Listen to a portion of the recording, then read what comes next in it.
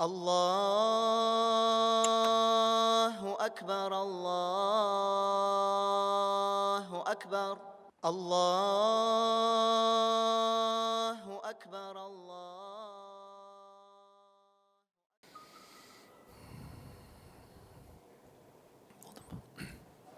بسم الله الرحمن الرحيم. الحمد لله والصلاة والسلام على رسول الله وعلى آله وصحبه ومن والاه وبعد. Продолжаем с вами, дорогие братья, толкование суры Аль-Кахф. И последнее, о чем мы разговаривали, это было то, что Всевышний Аллах Субханаху ва Тааля раскрыл тайну юношей, которые укрылись в пещере и пробыли там 300 лет для того, чтобы показать людям того времени, того периода истинность слов Всевышнего Аллаха Субханаху ва Тааля о воскрешении, о том, что судный день истина, и перед Аллахом Субханаху ва Тааля предстоит каждому встать и отвечать за прожитую им жизнь. И для этого Аллах Всевышний Субханаху ва Тааля показал чудо через этих юношей. И после того, как они свою миссию выполнили, скажем так, они после 309 лет проснулись, вышли к народу, люди о них узнали, они после этого уже погибли. На этом мы остановились. И следующий аят, сразу два аята, мы их парами возьмем, потому что они между собой связаны. Всевышний Аллах Субханаху ва Тааля, обращаясь к пророку, саллиллаху алейхи вассалям, говорит: وَلَا تَقُولَنَّ لِشَيْءٍ إِنِّي فَاعِلٌ ذَلِكَ غَدًا إِلَّا أَن يَشَاءَ اللَّهُ وَاذْكُرْ رَبَّكَ إِذَا نَسِيتَ وَقُلْ عَسَىٰ أَن يَهْدِيَنِ رَبِّي لِأَقْرَبَ مِنْ هَذَا رَشَدًا. И не говори о чем-то, я сделаю это завтра, если только этого не пожелает Аллах.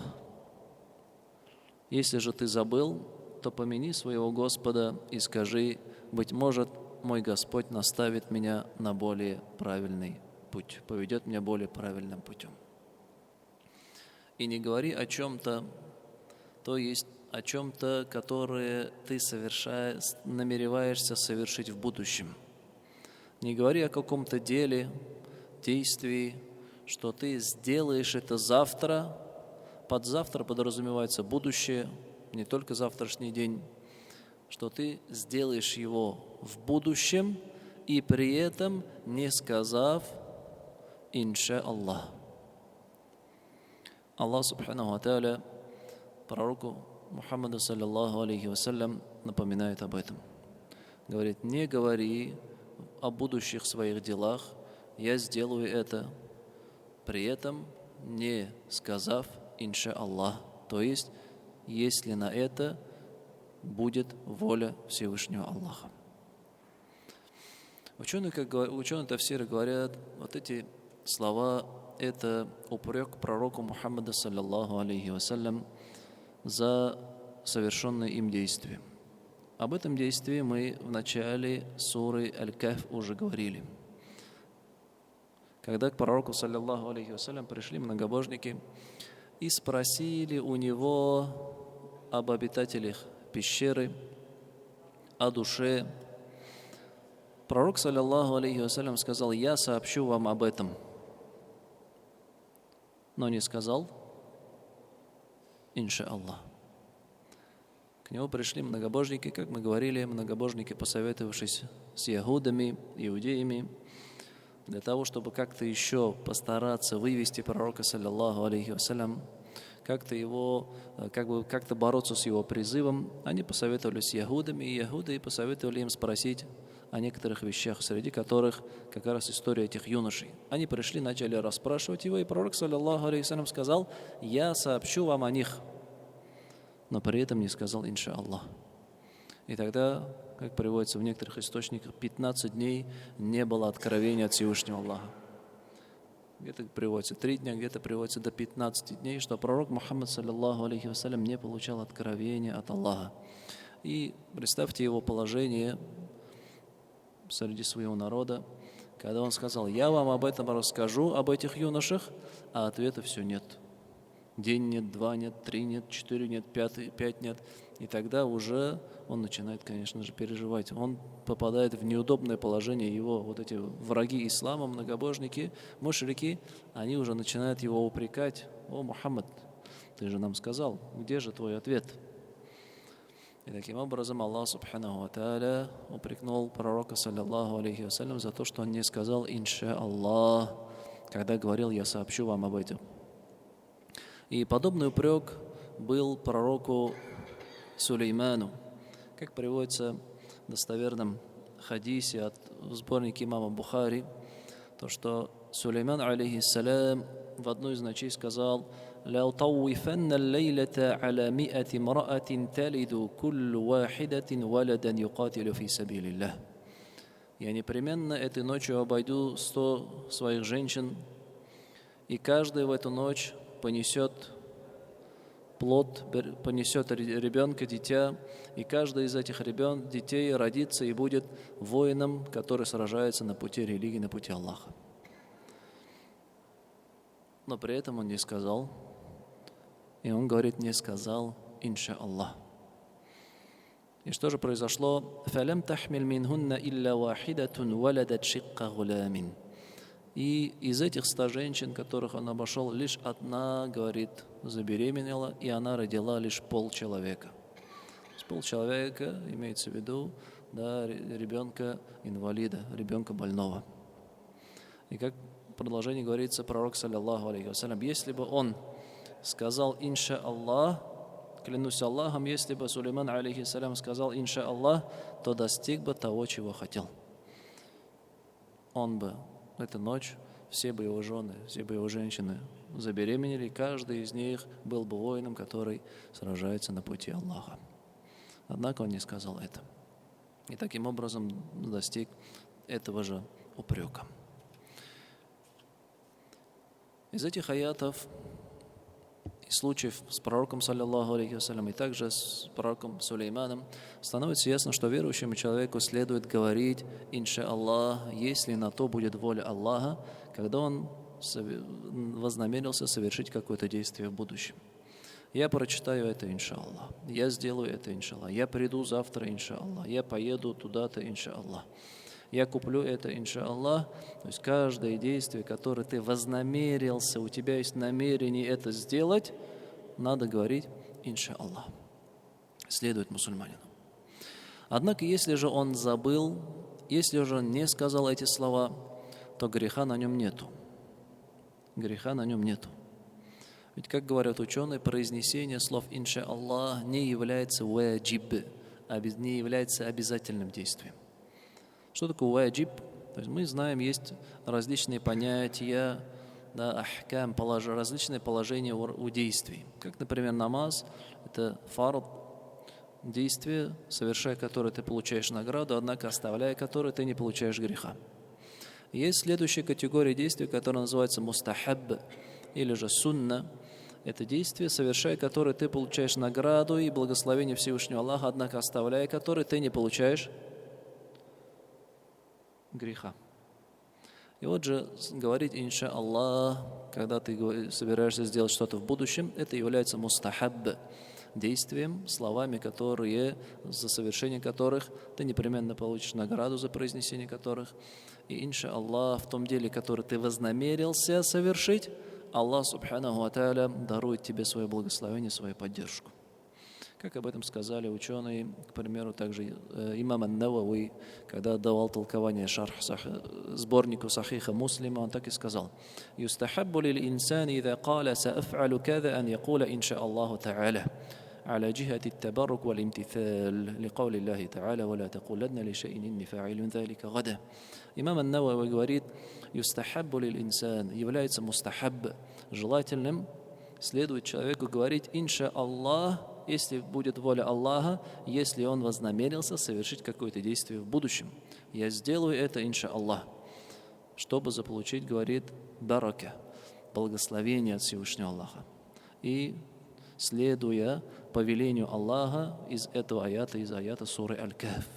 Не говори же о чем-то, я сделаю это завтра, кроме как с позволения Всевышнего Аллаха, кроме как с его воли.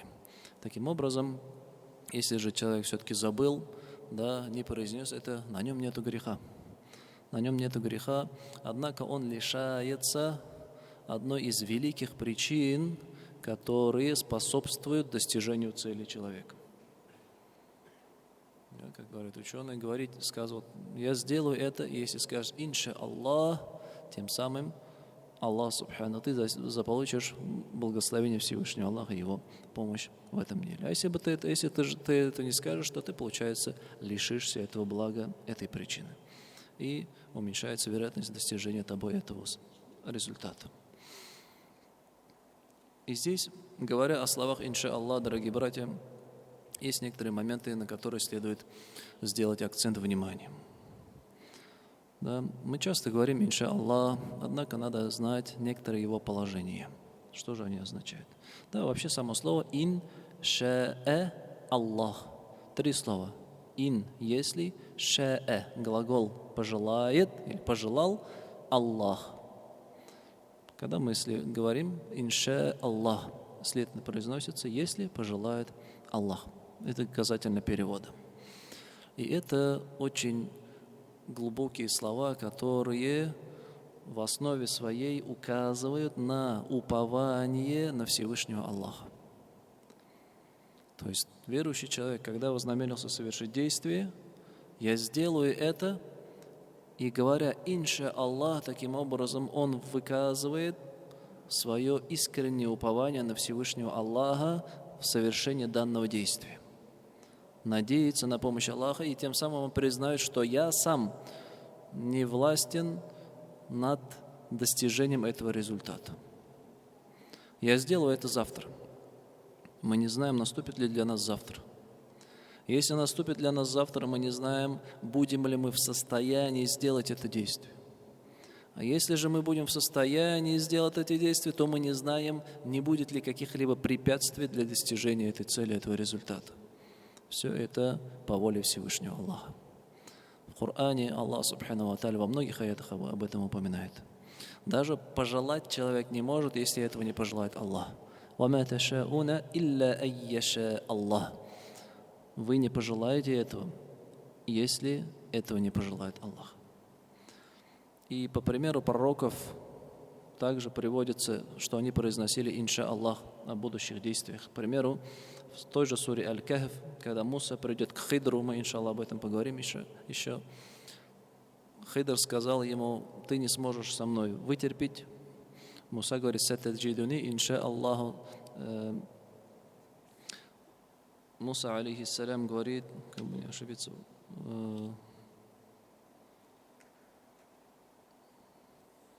более. «Сатаджидуни, инша Аллаху сабира». Верно. То есть ты найдешь меня терпеливым. Он не говорит: я буду терпеливым. Он говорит: ты найдешь меня, инша Аллах, терпеливым. И также Исмаиль, алейхиссалям, когда его отец Ибрахим сказал, что я вижу, как во сне приношу тебя в жертву, он говорит: «Сатаджидуни, инша Аллаху минас сабирин». Ты, инша Аллах, застанешь меня терпеливым. И также пророк Мухаммад, саллаллаху алейхи вассалям, приводится в хадисе, он произносил эти слова, если собирался что-то сделать в будущем. Как в хадисе Атбан ибн Малика, радийаллаху анху, в достоверном хадисе Сахих Бухари и Муслим приводится, он пришел к пророку, саллаллаху алейхи вассалям, и сказал: «О посланник Аллаха, я бы хотел, чтобы ты пришел ко мне домой и избрал место молитвы для меня, где бы я совершал свою молитву». И пророк, саллаллаху алейхи вассалям, сказал: «Сааф'алю, инша Аллах». Я сделаю это, инша Аллах, если пожелает Всевышний Аллах. Из всего этого мы понимаем то, что говорить слова инша Аллах в своей основе нужно, когда человек вознамерился совершить какое-то действие. У него есть на это желание, у него есть на это стремление, и он искренен в том, что он хочет это сделать.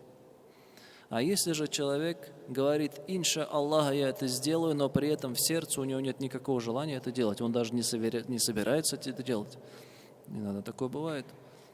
Тебе говорят, брату говоришь: брат, завтра придешь? Инша Аллах, приду. но при этом он говорит, он уже в сердце, у него нет никакого желания даже приходить, он даже не думает, он знает, что не придет завтра. Но он говорит, иншаллах, я приду. Это ложь, это обман, это качество лицемерия. Когда человек говорит, я сделаю это, иншаллах, кому-то обещает, но при этом в сердце у него нет никакого намерения, стремления, желания это совершить. Это ложь. И это обман. То есть ты говоришь, я сделаю это, но при этом ты не собираешься это делать. И еще при этом говоришь, иншаллах. Как будто оправдать свою ложь. Это можно иногда заметить. Значит, говорить иншаллах нужно, когда ты собираешься сделать какое-то действие и уповаешь на Всевышнего Аллаха Субханаху ва Тааля. А раз ты уповаешь на Всевышнего Аллаха Субханаху ва Тааля в совершении какого-то действия, мы помним условия упования. Да? Это надежда на результат от Аллаха и совершение причин, которые от тебя зависят, на которые ты способен. Если ты с кем-то договорился на какое-то действие, сказал, я сделаю это, иншаллах, но при этом сам абсолютно никаких действий не совершаешь, не стремишься к этому, проявляешь безразличие, безответственность, причины не совершаешь, и в итоге ты не сделал действие, на которое ты обещал, потом ты не можешь оправдаться, сказать, ну, брат, я же сказал, иншаллах, не получилось, я не виноват. Это тоже безответственность, это не качество верующих людей. Если ты сказал, иншаллах, я это сделаю, таким образом ты должен выполнить все причины, которые ты можешь совершить. И если уже в конце ты не смог достичь результата, то на тебе уже нет греха, потому что ты все, что от тебя зависело, ты сделал. А результат Всевышний Аллах Субханаху ва Тааля сам дает. Также интересно есть замечание по поводу иншаллах, да, может кто-то замечал, некоторые отвечают, говоря иншаллах на вопрос. Брат, ты сделаешь? Иншаллах. Так да или нет? Сделаешь? Ну, иншаллах. Что это? Это не является ответом. Это не является ответом. В хадисе мы видим, да, когда Атбан ибн Малик пришел к пророку, саллиллаху алейхи ва, он сказал, я хочу, чтобы ты ко мне пришел домой и выбрал мне место для молитвы, где бы я выполнял молитву. Пророк, саллиллаху алейхи ва, сказал, сааф'алю, иншаллах, я сделаю, иншаллах. Ведь договор заключается, человек берет на себя обязательства, когда он говорит, да, девейте. Ты же на никахе, например, пришел жениться. Взял ли ты в жены, да, такую-то, ты же не говоришь иншаллах. Это не заключение договора, никак не состоится, если ты скажешь иншаллах, но при этом не скажешь, я взял в жены, кабильту по-арабски, риза булып алдым.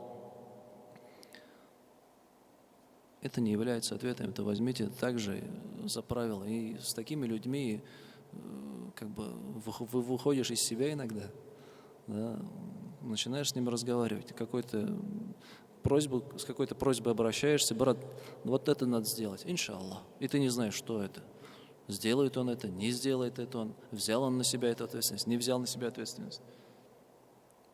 Нужно разговаривать конкретно.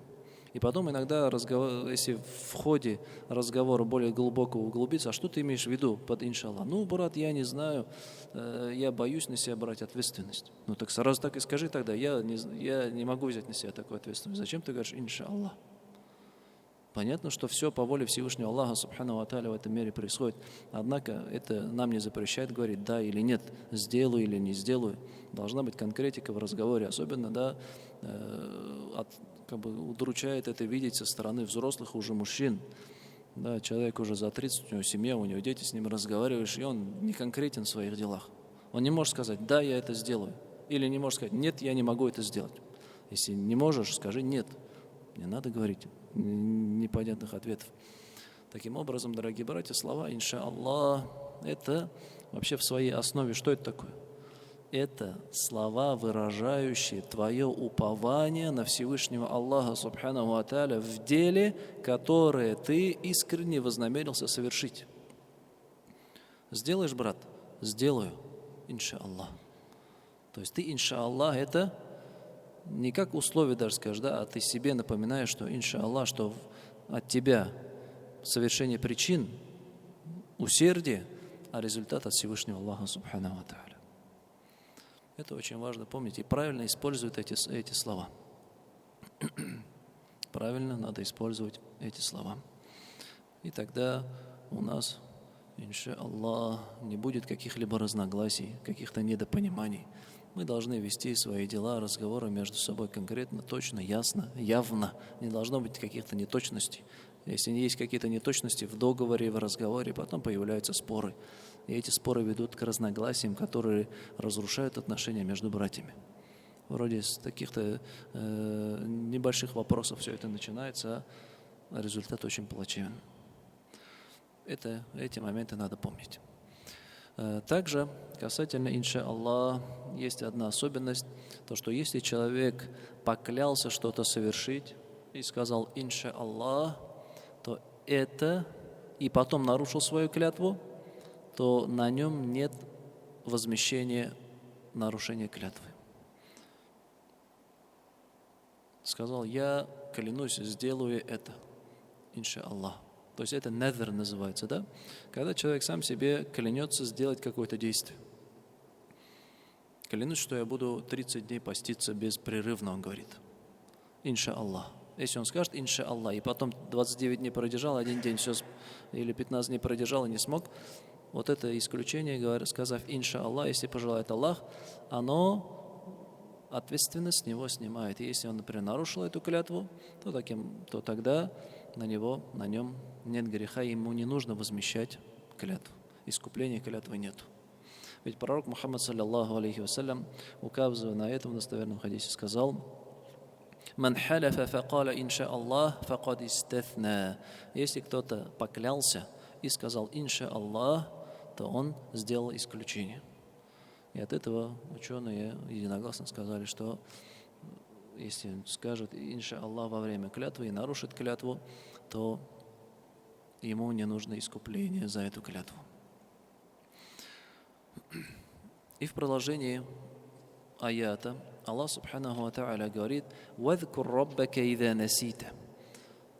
И помяни же своего Господа, если ты забыл. Если ты забыл, помяни же своего Господа. Тут этот аят растолковали несколькими смыслами, два самых явных.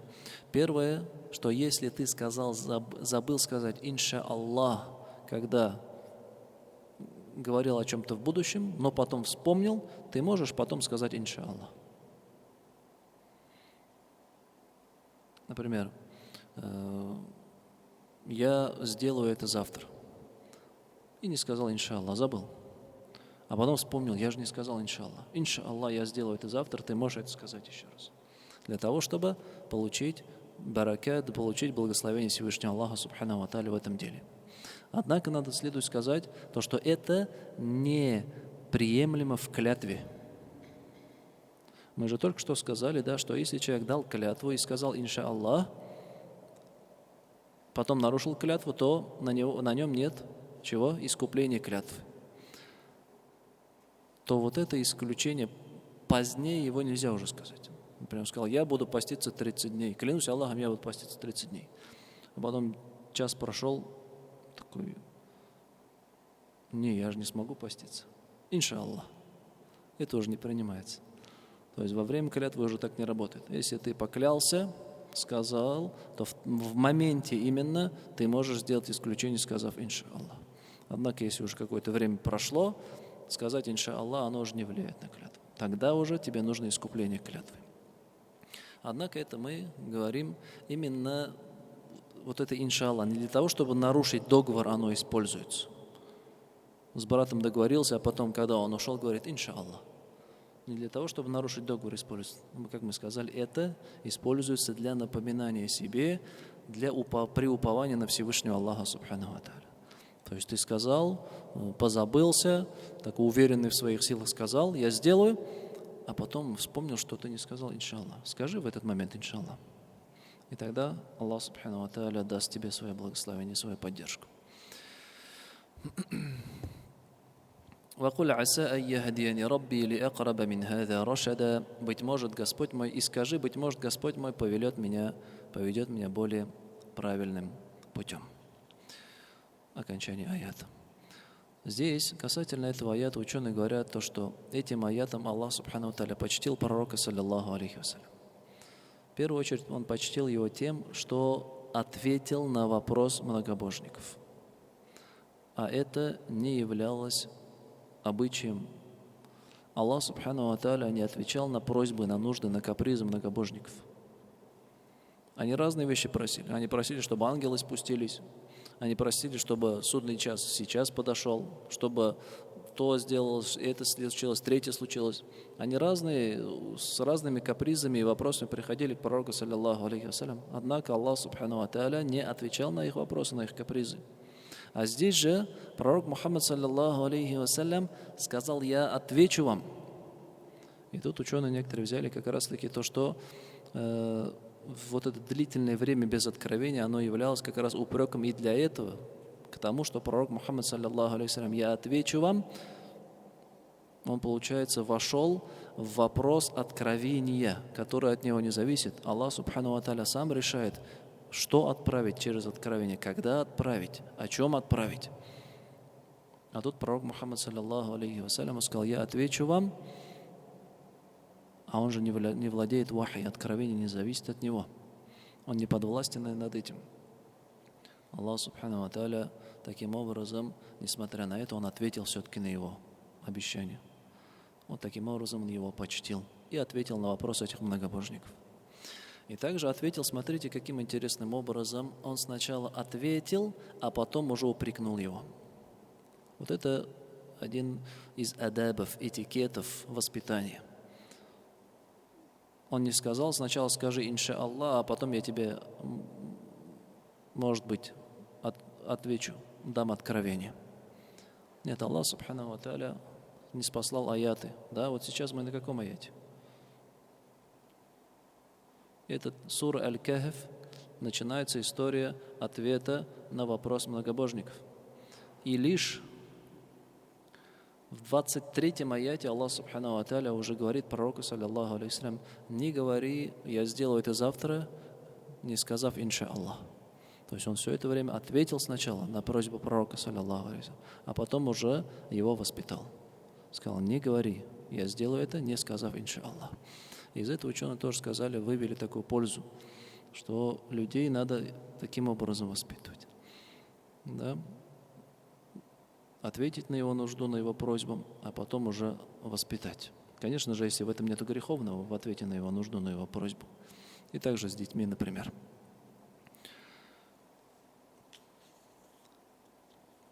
Шану Балян, на этом мы, инша Аллах, сегодня завершим.